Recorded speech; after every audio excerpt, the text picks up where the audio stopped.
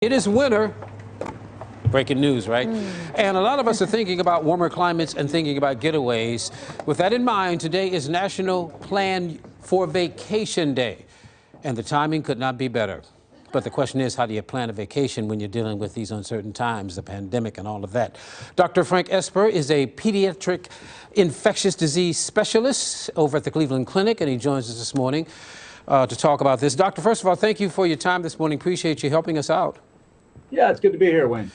All right, man, you know, these are really crazy times, as everyone knows, but a lot of people still want to go on vacation. So I guess the first question is, what do you need to consider when you're talking about going out of town?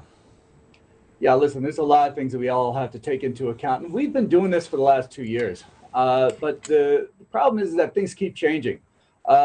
Certainly, we're doing a heck of a lot more traveling now than we did, a year ago before we were getting all vaccinated. And now there's a lot of changes that have happened because you have the ability to get vaccinated. And they've really come into two types of decisions of whether you're vaccinated or whether you're not vaccinated. But a lot of places have been decreasing travel restrictions if you're vaccinated. So there's a lot of opportunity to get out if you want to travel. All right, talk about traveling, when you want to go out of the country. What are the procedures that you have to take? I mean, do you need to be vaccinated? What has to happen before you can travel out of the country?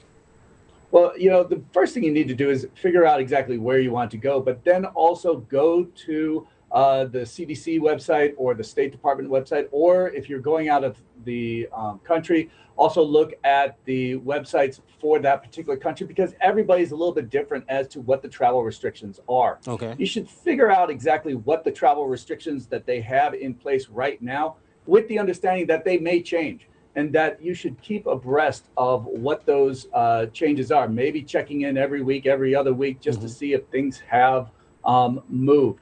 But find out what their testing requirements are. Some places require you to get tested within 48 to 72 hours before you leave. Okay. Some places still actually have mandatory periods where you're supposed to kind of hold in place for 3 to 5 days before you're allowed to go out in public.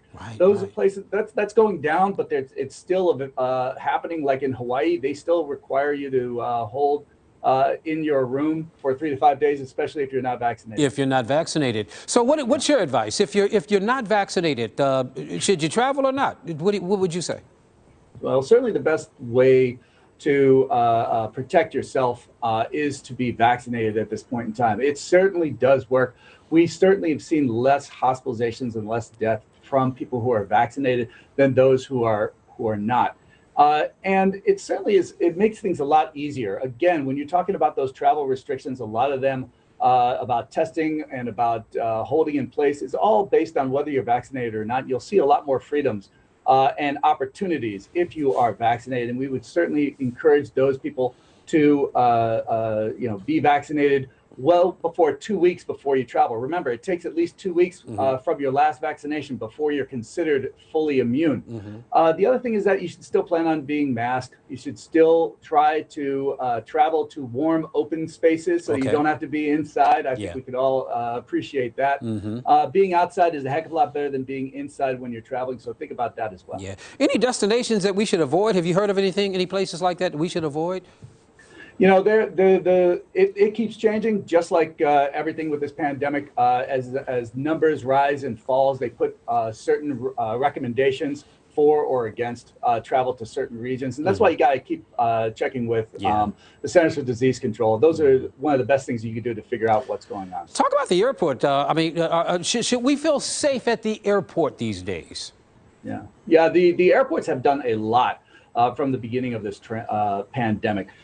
Certainly, you worry because you're in a crowded, enclosed space for sometimes a prolonged period of time.